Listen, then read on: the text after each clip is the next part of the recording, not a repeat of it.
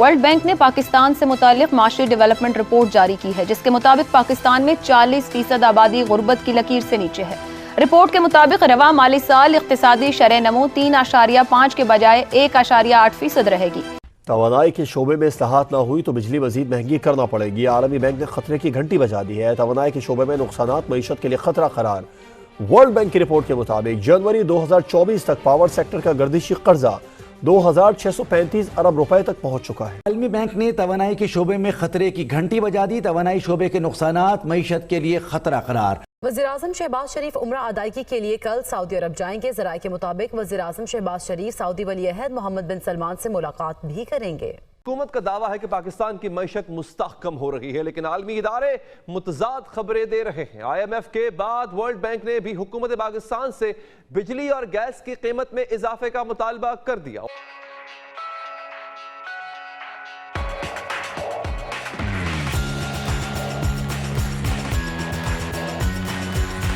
رواں مالی سال خسارہ GDP کا 8% متوقع ہے۔ میکرو اکنامک خطرات برقرار ہیں اور قرضوں کے بوجھ میں اضافہ ہوا ہے۔ مالی سال 2022-23 میں غربت کی شرح میں 4.5% اضافہ ہوا۔ رپورٹ کے مطابق مزید 1 کروڑ افراد کا غربت کی لکیر سے نیچے جانے کا خدشہ ہے۔ سخت میکرو اکنامک پالیسی اور قرضوں میں اضافے سے مجموعی سرمایہ کاری میں کمی آئی ہے۔ مضبوط زرعی پیداوار سے مالی سال 2024 کی پہلی شش ماہی میں معاشی سرگرمیوں میں بہتری آئی ہے، مگر بہتری کی یہ شرح غربت کو کم کرنے کے لیے ناکافی ہے۔ ورلڈ بینک نے بجلی اور گیس کی قیمتوں میں اضافے کی مسلسل سفارشات کے ساتھ ساتھ پینشن اصلاحات کا بھی مطالبہ کیا ہے۔ ورلڈ بینک نے اپنی رپورٹ میں ٹیکس کے نظام میں بھی بڑے پیمانے پر ریفارمز کا مطالبہ کیا ہے۔ ریفارمز کے حوالے سے ہی پاکستان انسٹی ٹیوٹ آف ڈیولپمنٹ اکنامکس کی جاری رپورٹ کے مطابق پاکستان کو آئندہ 5 برسوں میں 120 ارب ڈالر مجموعی بیرونی قرضوں کی ضرورت ہوگی، جو کہ پاکستان کے زر مبادلہ ذخائر سے 126% سے 274% تک زیادہ ہے۔ پاکستان کو خوشحالی اور معاشی ترقی کو یقینی بنانے کے لیے نظام کو درست کرنے کی ضرورت ہے۔ پاکستان کے زر مبادلہ ذخائر ناکافی ہیں، مہنگائی سے چیلنجز بڑھ رہے ہیں، جبکہ سرمایہ کاری کی شرح GDP کے لحاظ سے بہت ہی کم ہے۔ پائیڈ نے معاشی مسائل کے حل کے لیے 9 نکاتی ریفارمز کا ایجنڈا پیش کیا ہے، جس میں ریگولیٹری ماڈرنائزیشن، ٹیکس اصلاحات، مارکیٹ لبرلائزیشن، توانائی کے شعبے کو مؤثر بنانا، زراعت میں بہتری اور بینکنگ سیکٹر میں بہتری شامل ہے۔ گزشتہ کافی عرصے سے قرضوں کی بوجھ کی وجہ سے ہمیں قرض کی واپسی کے لیے بھی مزید قرض لینا پڑتا ہے اور ساتھ میں سود بھی ادا کرنا ہوتا ہے، مگر اہم سوال یہ ہے کہ آخر کب تک ہم صرف بجٹ خسارے کو پورا کرنے اور قرضوں کی واپسی کے لیے ہی نیا قرض لیتے رہیں گے؟ بار بار دیوالیہ ہونے کے خطرے کے باوجود ہم نظام میں اصلاحات کی طرف کیوں نہیں جاتے؟ وہ اصلاحات جو عالمی اور ملکی ادارے کھول کھول کر ہمارے سامنے بیان کر رہے ہیں۔ سوال کے اندر پینشن پہ بہت زور دیا ہے، پینشن کے اوپر۔ اچھا، تو اس کی وجہ یہ ہے کہ میں چونکہ واحد پینشنر ہوں اس ہمارے پینل کے اندر، سر آپ کو لیکن نہیں کیا میں نے تھوڑا سا مجھے وہ جو ورلڈ بینک نے کہا اتنا زور کا جو پینشن ہے نا، وہ مجھے تھوڑا سا ضرور تھوڑا سا ہلکا سا بادر کرتا ہے۔ تو سمپلی یہ کہ اس کا ایک ہی علاج ہے جی، اس کا علاج یہ جو وہ کرتے ہیں نا، حسن نثار صاحب جو سجیسٹ کرتے ہوتے ہیں، وہ یہ کہتے ہیں کہ بندہ ریٹائر ہو نا گورنمنٹ سروس سے، اس کو گولی مار دینی چاہیے، اس کی اولاد کو بھی ختم کر دو، اس کو بھی ختم کر دو، اس کو نہ کرنا چاہیے نا، بیکاز پھر وہ پینشن بیچارہ نہیں لے گا تو کہاں سے زندگی گزارے گا؟ یہ بڑا مسئلہ ہے۔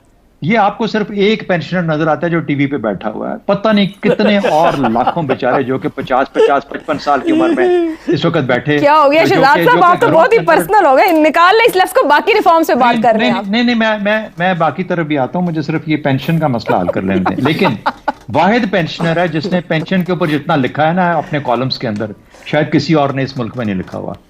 ٹھیک ہے، میرے کالمز پڑھیے، پینشن بوم۔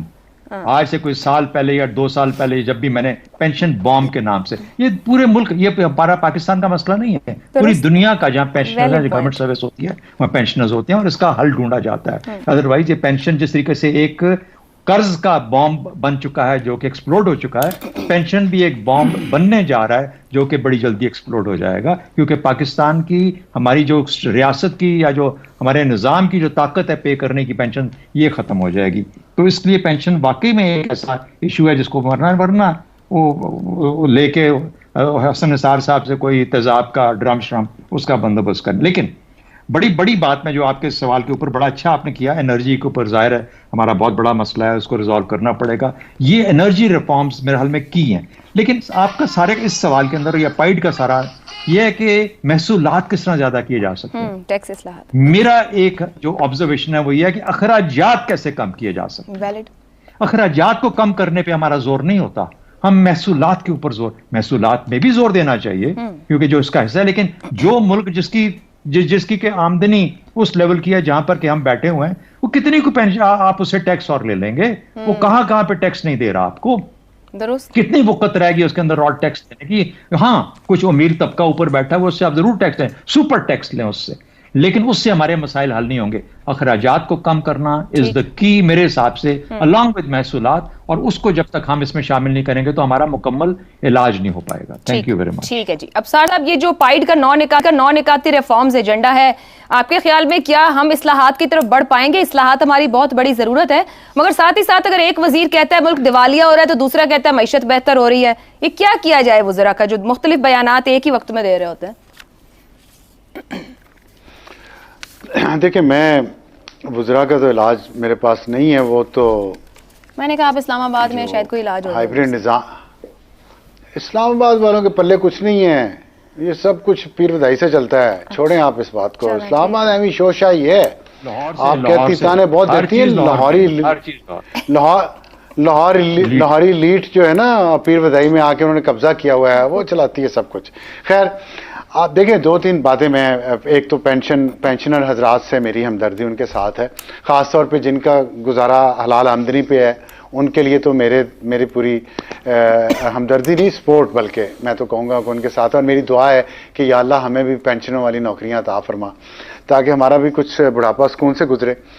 لیکن بات یہ ہے کہ 1500 ارب روپیہ پینشن میں جاتا ہے ہر سال پاکستان میں. 1500 ارب روپیہ.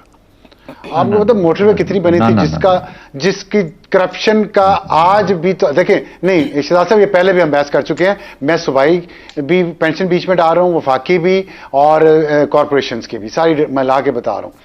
تو جو موٹر وے بنی تھی نا، 17 ارب روپے کا پروجیکٹ تھا لاہور اسلام آباد موٹر وے کا، تو اس وقت تو وہ پھر 32 پہ بن گئی. تو اب 1500 ارب روپیہ ہم سالانہ صرف پینشن میں دیتے ہیں اس ملک میں. تو سوچ لیں کہ کدھر ہم جا رہے ہیں اور کیسے اس کو حل کرنا ہے. دوسری، ورلڈ بینک نے پینشن سے پیدا ہونے والے مالی بوجھ کو کم کرنے کے لیے فوری طور پر اصلاحات متعارف کروانے کا مطالبہ بھی کیا ہے. ورلڈ بینک نے خطرہ ظاہر کیا ہے کہ مزید 1 کروڑ پاکستانی خط غربت سے نیچے چلے جائیں گے. Pakistan institute of development economics کی رپورٹ ہے کہ آئندہ 5 برسوں میں پاکستان کو 120 ارب ڈالر بیرونی قرضوں کی ضرورت ہوگی. وہ بہتر ہو گئی ہے، لیکن یہ کہنا کہ مستحکم ہو گئی ہے، یہ میرے خیال سے کچھ جلد از وقت بات ہے. اچھا، لیکن سر ورلڈ بینک تو کہہ رہا ہے کہ اگلے کچھ عرصے تک 1 کروڑ پاکستانی خط غربت سے نیچے چلے جائیں گے. تو اگر ہماری ڈائریکشن بہتر ہے تو پھر یہ پروجیکشن کیوں کی جا رہی ہے کہ مزید غربت بڑھے گی؟ کیونکہ آپ کے ملک میں دیکھیں، پچھلے سال مئی میں 38% انفلیشن تھا، پچھلے سال مارچ میں بھی 35 یا 34% انفلیشن تھا. تو جب اتنی مہنگائی ہوتی ہے، ظاہر ہے آپ جانتے ہیں کہ قوت خرید اگر اتنی لوگوں کی نہیں بڑھ رہی ہوتی یا آمدن اتنی تیزی سے نہیں بڑھ رہی ہوتی جس تیزی سے مہنگائی بڑھ رہی ہے، تو زیادہ سے زیادہ لوگ ہمارے خط غربت کے نیچے جا رہے تھے. اور 9 کروڑ پاکستانی بھائی بہن آج خط غربت کے نیچے ہیں. اب 23% پہ آ گئی ہے یا 20% پہ آ گئی ہے مہنگائی، لیکن ابھی بھی کوئی معیشت میں گروتھ نہیں ہے. آپ خود یہ ورلڈ بینک کی رپورٹ میں شاید 1% کی گروتھ ہے. تو معیشت میں روزگار کے مواقع نہیں مل رہے، آپ کی تنخواہیں نہیں بڑھ رہی، لیکن آپ مہنگائی کیونکہ بڑھ رہی ہے تو مزید اور لوگ خط غربت کے نیچے جانے کا اندیشہ ہے. لیکن یہ بھی کہنا ضروری ہے کہ جو 38% کی مہنگائی تھی وہ کم ہو کے 20% ہو گئی.